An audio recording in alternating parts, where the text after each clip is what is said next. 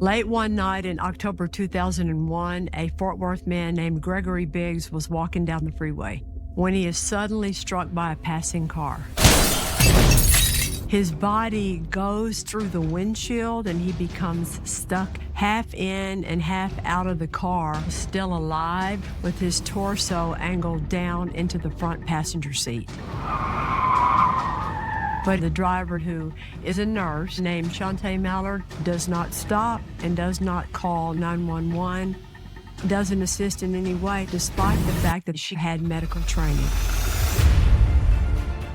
And what she does do next is very shocking and makes you think, is this just an accident or is it murder?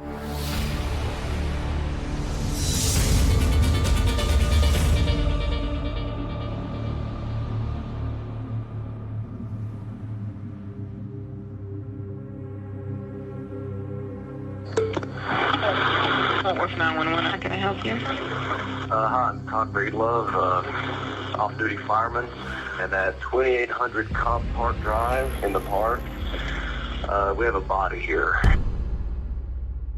White male, he is cold, got rigor, his body's contorted. He is gone.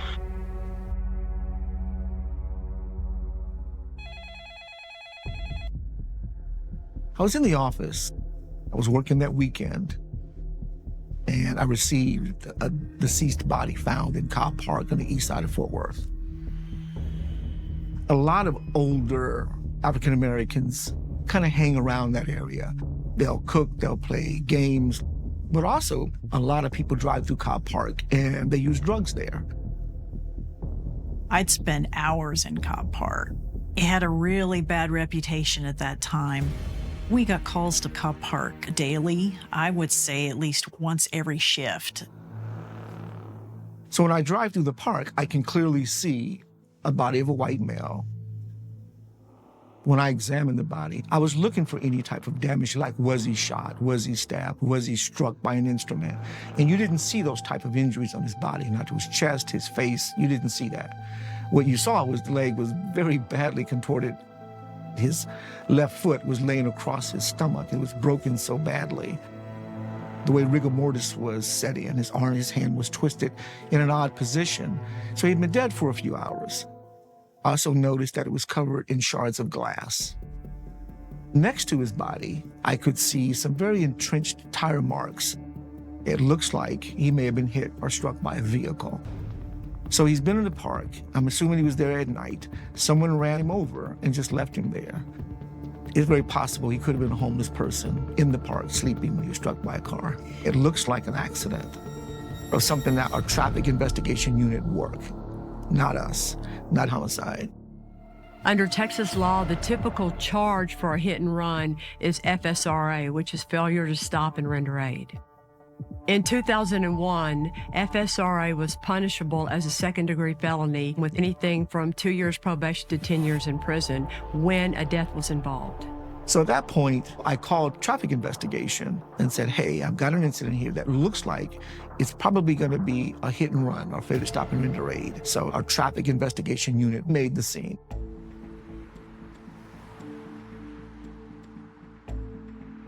Anytime you have a death, the first thing you have to do is figure out who your victim is. He did have ID. The victim was Gregory Biggs. They learned that he grew up in Duncanville, which is a small town east of Fort Worth, and married his high school sweetheart. At the time of Greg's death, he was divorced, which under Texas law makes his 17-year-old son, Brandon Biggs, his next of kin. The police also learned that Gregory, who suffers from some mental health issues, had been living at a homeless shelter at the time of his death.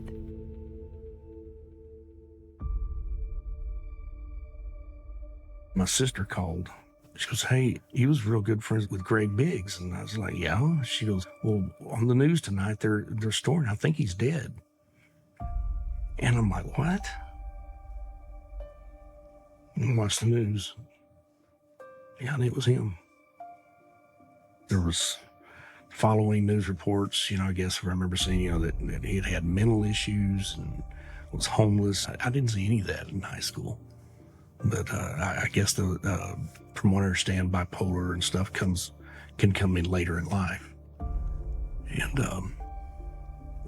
other than just the shock at the moment, I start, questioning myself. How did I lose touch with him? How did I not work harder to find him? Met Greg Biggs back in 1979, back in high school, and we hit it right off. It was just one of those things, we'd known each other all our lives. He would make friends with everybody and anybody, anywhere, anytime. I mean, it may sound cliche or cheesy, but he would give you the shirt off his back.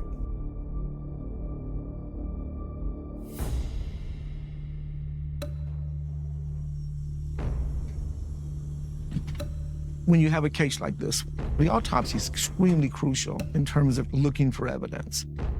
The medical examiner can tell by the autopsy the way the body was damaged. Gregory Biggs had broken legs, broken ankle. He has a real major laceration across his lower abdomen, and there's scratches on the body. And extremely important is that you see lividity on the shoulders and the front part of his body. Lividity is a post-mortem phenomenon that occurs in the body when the blood pools after the heart stops pumping. And so, because of the lividity, we know that he was laying in a different position when he died, and he had to have been moved from that location to another position at the park. With evidence of Greg's body being moved, this is no longer a traffic accident. This has become a murder investigation.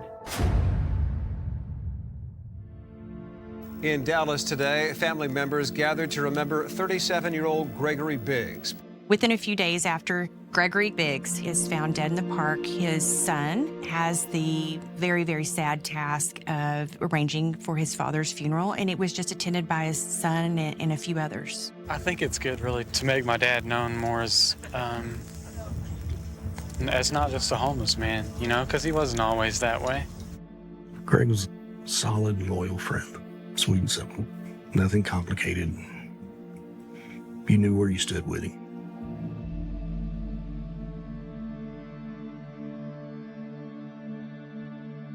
So we pretty much know what we're looking for based on the injuries to the victim. There's going to be significant damage to the vehicle.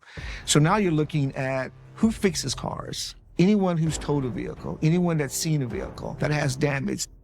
So we put that out to the media, offer a reward.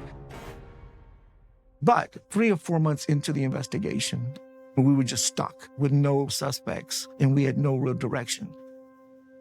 And then we received a tip.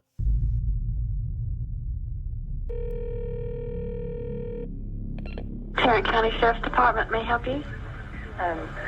Not that long ago, there was an article in the paper about a man with a head down in Kyle Park.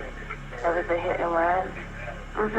And my best friend's homegirl is the one that did it. What was unique about the case when we got it is that typically we get a case and the police have finished their investigation and they just give us a final product. We got involved on the ground floor on this one, so we were actively involved in the initial investigation. I can't think of another case that I've ever dealt with that has had this level of just absurdity. This woman who called into the police, she'd been at a party and heard this woman she identified as Shantae Mallard tell the story about being at the club months earlier. She was drinking some at the bar. She had half of an ecstasy pill. And when she drove home, she hit some white guy with her car. And then she drove her car with him still on the car. And she drove her car home and parked it in the garage. And the man was dying, but he was still alive. It sounded crazy. We were getting information that 4 months later, the car could still be in Shantae Mallard's garage. Technically, if you receive information like what we received in the 911 call, you could issue an arrest warrant for Shantae Mallard. But Richard is a prosecutor's prosecutor and incredibly thorough. And so we decide, let's write a search warrant. Let's see, is this car in fact still there? police department goes to Shantae Mallard's house with a search warrant. And there they get way more than they bargained for. She said, I didn't mean to hit him. I was shocked. Blood is still in the visor. Hair is still in the headliner of the car. She, in essence, hid him from anyone else who could render medical attention. What did you see? The backside of a body launched out of the window. It was the darkest night of Greg Bigg's life.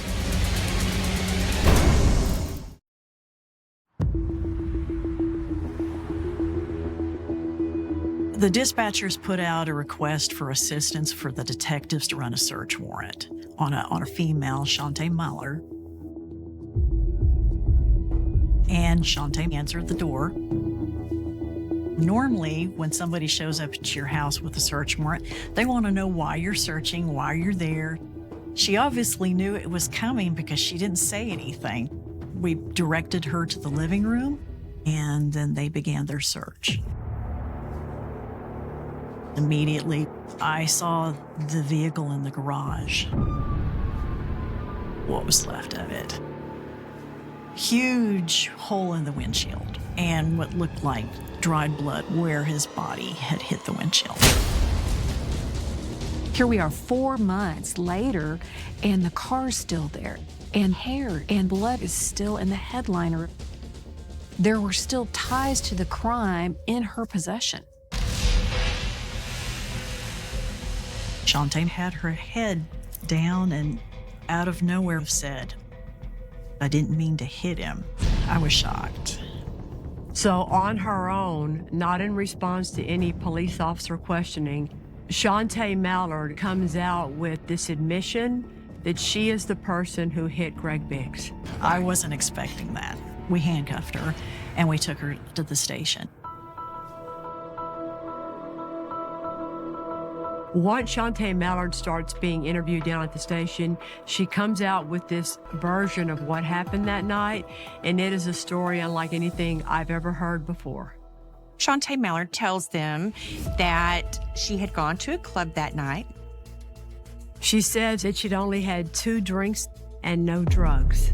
She also tells police she believes that someone slipped something into her drink. Because when the club closed that night, she was feeling really loose and a little wobbly. And that on the way home, on the freeway, she had struck a man. Shantae described it, he was in my car and just stuck in the right passenger windshield. She panicked and she did not know what to do, and that she drove home with him still impaled into the windshield. And she pulls into the garage and puts the door down. She tells police that she was apologizing to him profusely in the garage, and at one point he responded, like groaned or something in some way. So her statement indicates that he was alive at the time. Shantae told the police that after all that, she went into her house and just sat on the kitchen floor and cried, claimed that she did not know how long the man lived for. And then Shantae tells police that she called an on-again, off-again love interest named Vaughn, and that he got rid of the body. She said that he took care of it. She really deflects all blame on this unknown person named Vaughn that takes care of the body, and she has no idea what happens to the body. I think we expected that this is going to be someone who was intoxicated, hit somebody on a freeway, and just failed to stop. But it evolved in such a way that it was unthinkable and unspeakable. Police draft an arrest warrant, and she's arrested.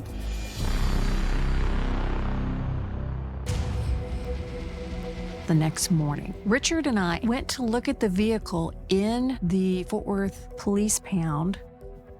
And inside of the door well, there is a fingerprint in blood. And when we test that blood, it comes back to be Greg Biggs, which shows he was alive and able to exert enough force or enough pressure to make a fingerprint. Our theory was that he was pulling himself out of the windshield. He's struggling to live. And every breath he took had to be so painful.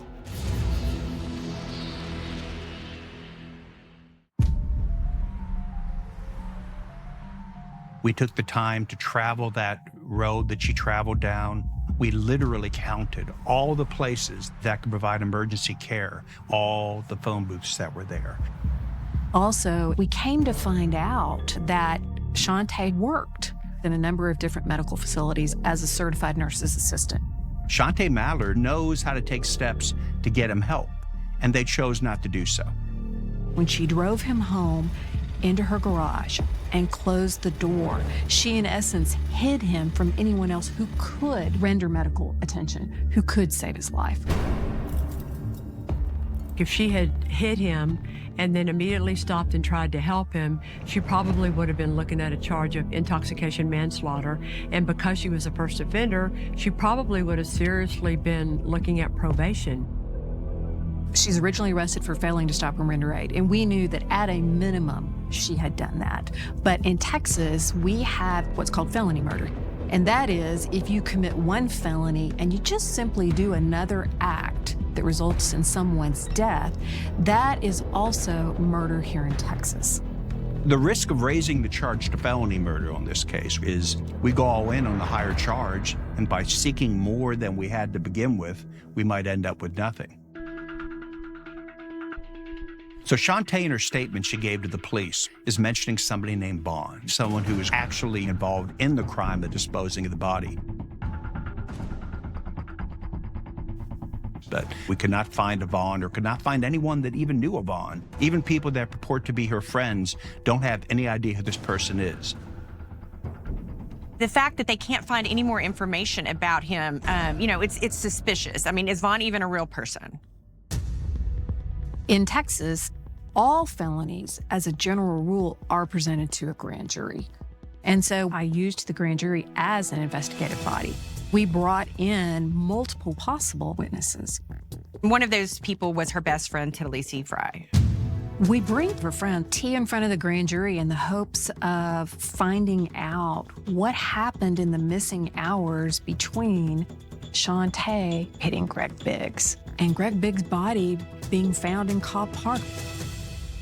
So T testifies in front of the grand jury that Shantae shows up at her house the next morning after hitting Greg Biggs. And there's no description of seeing Shantae the night before. We believe she knows more than what she's saying. And we subpoena her cell phone records. And we find all these different phone calls that tell a very different story. We know she was talking to Shantae Mallard that night. And it's just a matter of finding where she's vulnerable, what will finally make her tell us the truth.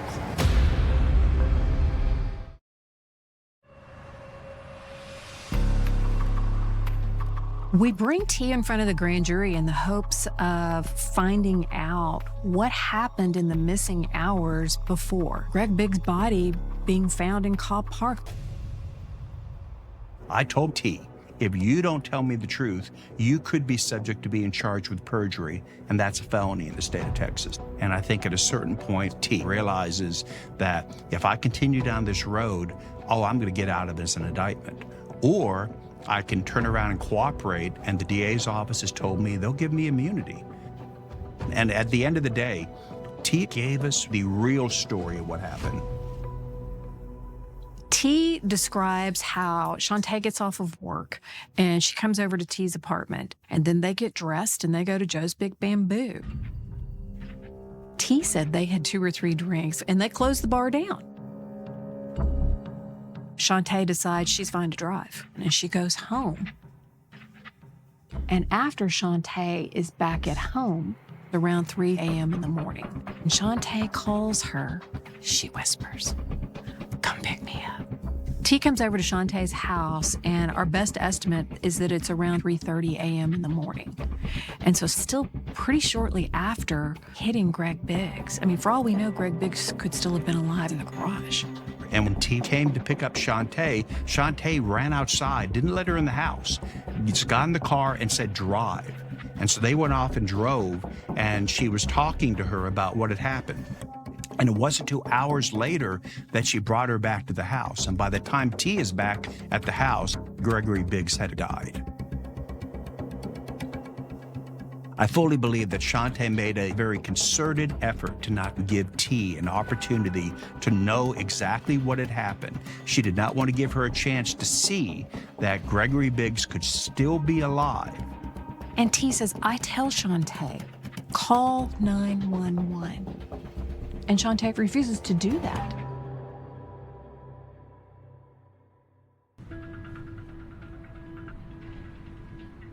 At the time of the indictment, what we lacked was the complete story about disposing of the body. We still have to nail down the individuals that helped Shantae. So Shantae, in her statement she gave to the police, is mentioning somebody named Vaughn, but we could not find a Vaughn or could not find anyone that even knew a Vaughn. We eventually find Vaughn when a woman contacts the police department and gives them an anonymous tip. Vaughn is a person named Clee Jackson.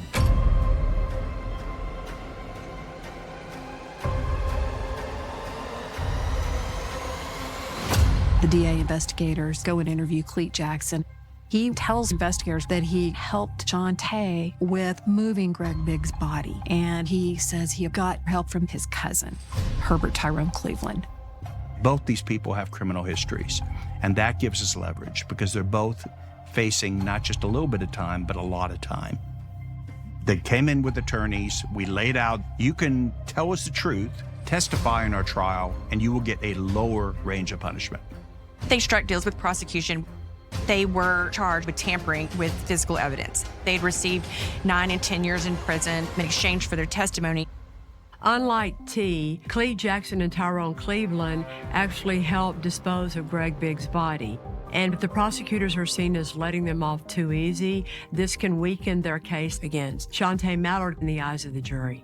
We knew the reputation of Shantae Mallard's attorneys. That was going to be the first card that was going to be played, is these people got a sweet deal to make up lies about our client. It was important to us, the jury, look at the deal and say, 10 years in prison does not seem like a sweet deal.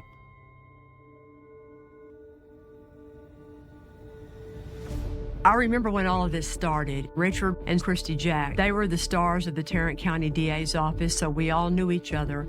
And then this crazy case happened with this crazy scenario. Publicity got bigger and bigger, and probably was Christy and Richard's once-in-a-lifetime case. And we all know that that's the kind of case that can make your career or break your career. As the trial approaches, the media attention got bigger and bigger, and at some point the judge decided to allow cameras in the courtroom. So the pressure that also brought on all the lawyers involved had to have been huge. It wasn't a local story. It wasn't a regional story. It wasn't a state story. It was a national and international story. It exploded because it was such a crazy story. The courtroom was packed. I remembered almost tripping over one of the news truck's cords as I was walking in that morning. On day one of the trial, when Shantae Mallard pled not guilty to felony murder, but guilty to FSRA, which is failure to stop and render aid. It would seem like to a jury, she's taking full responsibility for the one crime, FSRA, while maintaining her innocence to guilt, and I thought that was a pretty good strategic decision on the part of her lawyers. I want to tell you about a set of facts, about a crime, almost the perfect crime. I truly believe that juries form opinions at the very beginning of trials. And I want the jury to understand all of the decisions that she made before she ever got home, all the places that she passes, all the places where she could stop and she doesn't, and she goes home. And when she gets home, she does call for help, but the help isn't for Greg Biggs. The help is for her. And T says, when Shantae calls her, she whispers, "Come pick me up." She whispered because she didn't want Greg Biggs to hear her. That just tells me. Greg Biggs was still very much alive in her garage.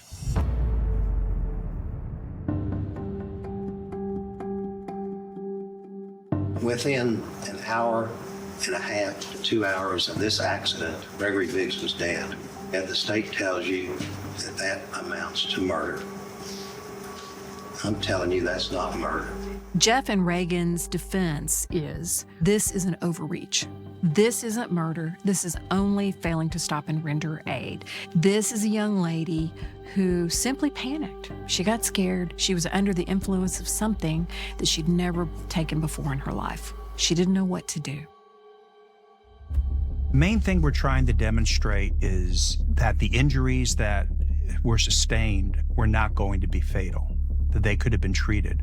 He does not have injury patterns that are consistent with instantaneous death. The other injuries will lead to death if not medically attended, but will take time to occur. He very firmly believed the cause of death was directly related to leaving Gregory Biggs in her garage. Richard and I, and Miles Brissett, he was the third prosecutor on the case, are very visual when we present cases to the jury. This was incredibly important in this case, and it was Miles's idea to bring the car into the courtroom. They told me that they had this way they figured out to bring the vehicle into the courtroom. It was brilliant. It was absolutely wonderful. It has to be taken apart to fit into the courtroom. So they have to bring it in and put it together so that we can show the jury that fits with our story. I'm familiar with bringing physical evidence into the courtroom, and Richard and Christy and I were all taught from the very beginning to try and do whatever you can to make the crime come alive to the jury. So the more you can do that with the actual evidence, the more you can make a jury appreciate what it's like to have been there. That had to be hugely helpful. I think showing how close the driver's seat was to the passenger seat really brought home in a very palpable way how close she was to this man that she just let die. So the physical evidence is presented to the jury. It's very compelling. But next up, her friends are going to take the stand. We know it's a risk to bring her friends to the stand. We're all wondering, what are they going to say? Is their testimony going to paint her to be a compassionate person? Or they're going to put the nail in the coffin?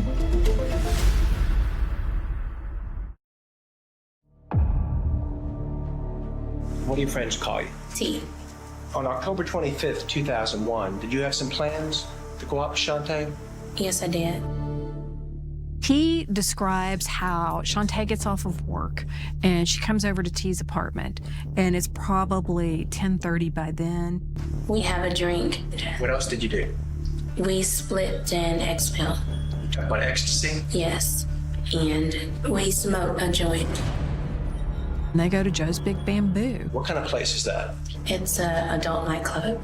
And they close the bar down. Then they leave, and T testifies that Shantae is too intoxicated to drive.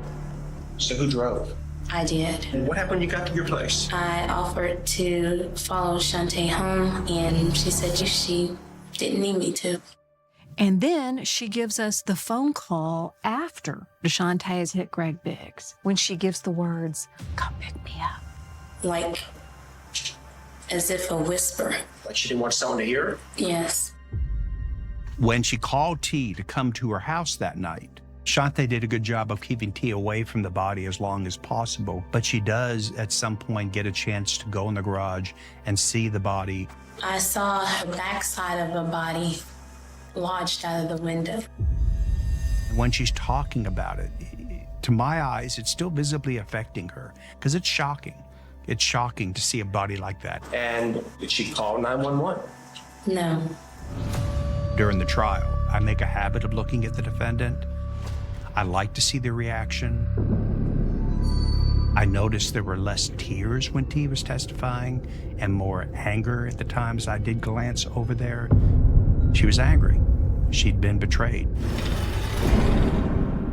So then T goes home, and Shantae called Cleet to help get rid of the evidence, to transport the body to Cobb Park.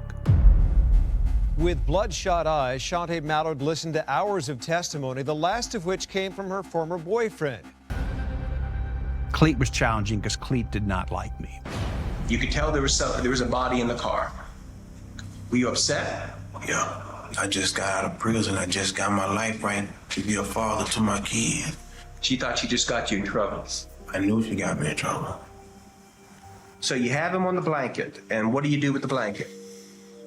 Tied up. And then what'd you do? kind of like apologize, sort of, to him. Here you have this hardened criminal, and you see the single little tear where he says he apologized to Greg Biggs.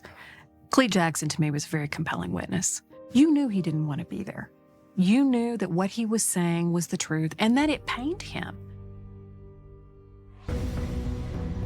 I think Shantae was trying to divest herself of all of the decisions after hitting Greg Biggs. But Shantae was the one that decided they needed to get rid of the body. In fact, there was discussion about burning Greg Biggs' body and the car. And Clete Jackson was the one who had the decency to say no. We just finna put him somewhere where his family can find him so they can bury him because it was an accident. Her friends didn't want to be there. They didn't want to testify. They weren't on the prosecutor's side, but they still told the truth. That's just so beautifully credible. It was a great help to the case. Did you decide to call somebody? Tyrone, my cousin. And what happened when you got to the park? We took him out the car, Tyrone and I. How'd you get the blanket open? Cut it off. And who gave you the knife to cut it off with? Shantae gave it to Tyrone and he handed it to me. Clete helped our narrative by just demonstrating that Shantae was actively involved in the disposal of the body. And this is very harmful to the defense because it establishes one more time how much Shantae was trying to hide what she did in a very cold-blooded manner. In her first interview with the police, Shantae Mallard talks about how other people are responsible for moving Greg Biggs' body. But Clete Jackson then comes in and explains, no, she was right there with us. She was part and parcel dumping the body in Cobb Park. Shantae talks about driving into her garage and shutting the door. This is way after that. So putting these friends on the stand and dragging out of them that she's still orchestrating this, she's still trying to make sure she doesn't get caught, is a huge part of the case. Since Clete and I did not get along, I was concerned that Clete was going to say things that I'd never heard before when he's being cross-examined. I was worried he could turn on us at any minute.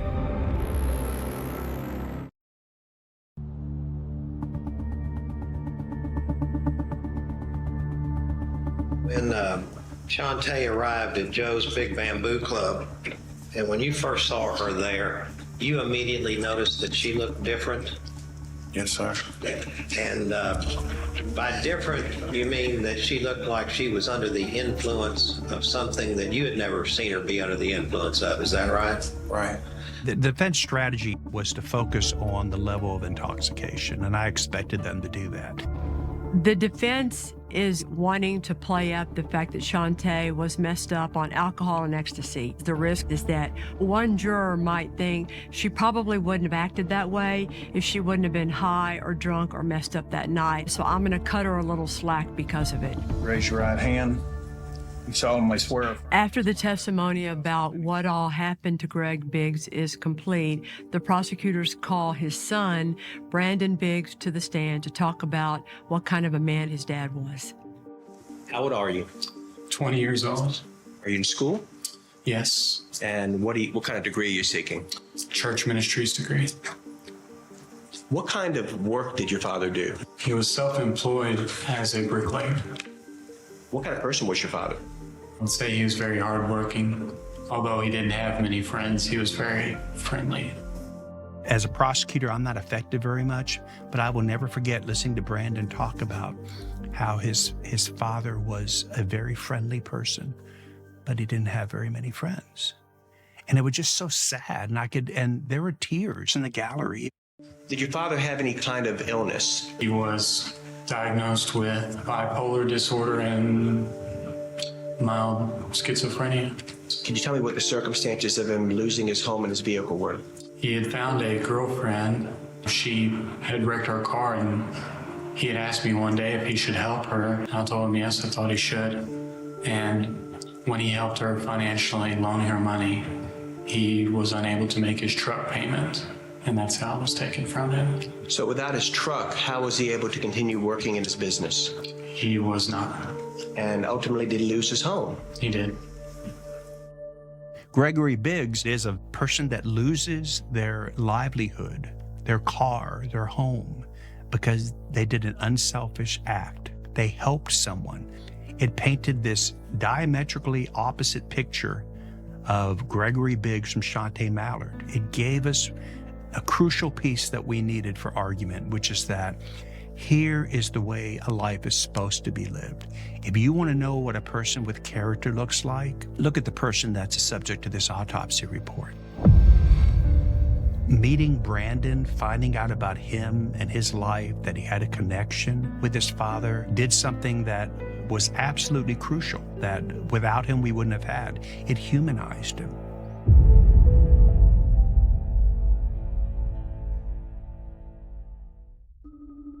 I always write notes of what the defense says in their opening statement so that I can turn around and use it in closing argument.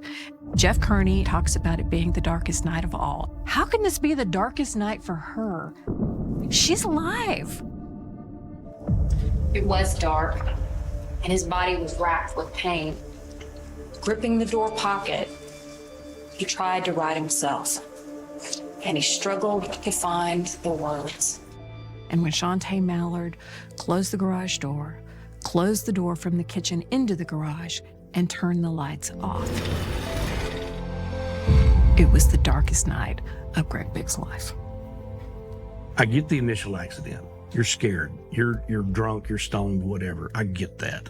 But hours later, when you sober up, or you're coming down or whatever, and you still do nothing, and you are a healthcare professional,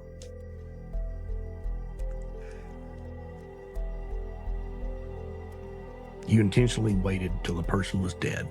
You murdered them. That's just evil.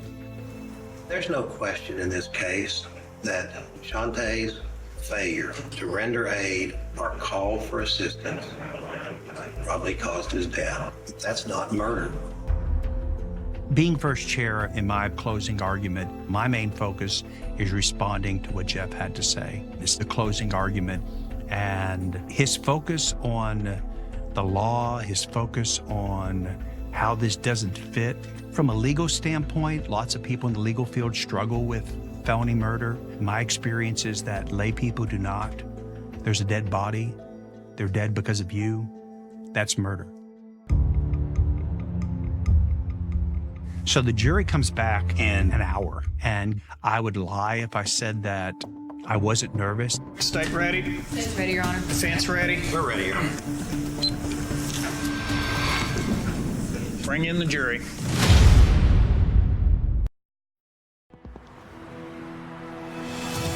Let's bring in the jury.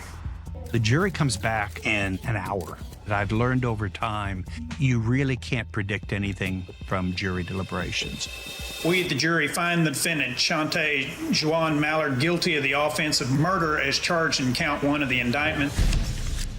Jurors unanimously agreed with the prosecution.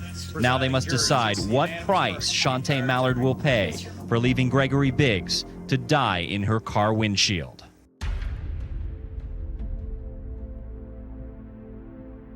The range of punishment for what she's convicted of for felony murder is 5 to 99 years or life. After the defense put on a very impressive array of witnesses from Shantae's world, the defense calls Shantae Mallard herself to the stand.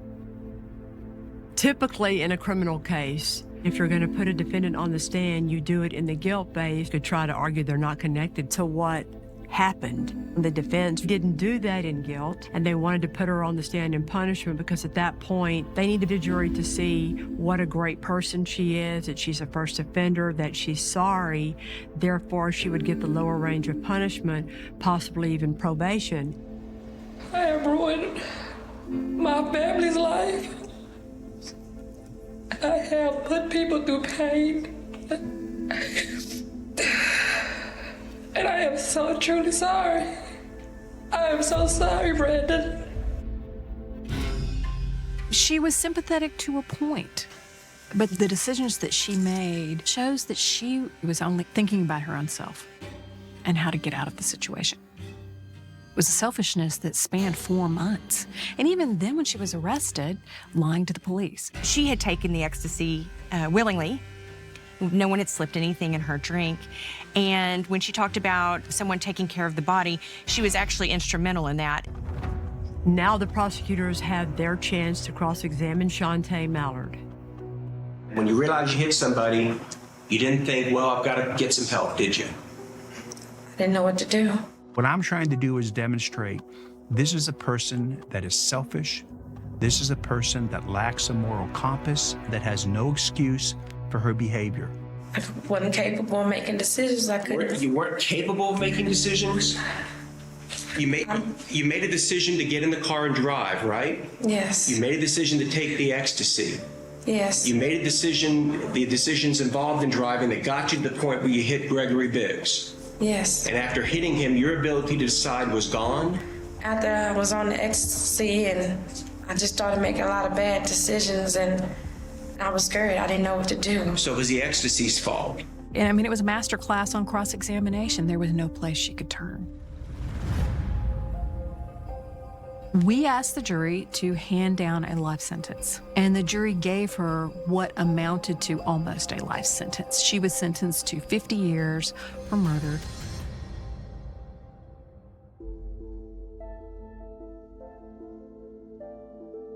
There are no winners in a case like this. Just as we all lost Greg, you all will be losing your daughter. One of the most impactful things that I saw in this case was when Greg Biggs' son, Brandon, took the stand. To Shantae, I personally would like to say that I would accept your apology. But in return, I hope that you would accept my forgiveness. Brandon's forgiveness, Brandon's compassion, Brandon's faith never wavered from the first meeting to the last statement before the jury. Every case you deal with the prosecutor is kind of a barometer to help you measure and how you weigh conduct, because you have a tremendous amount of power. This case stands alone. Brandon Biggs is the embodiment of forgiveness and compassion. And yet, on the stand, one of the things that he said was, I forgive you, but consequences are still owed. We all make mistakes. But if you make a mistake and you realize you make a mistake, it's not too late to do the right thing.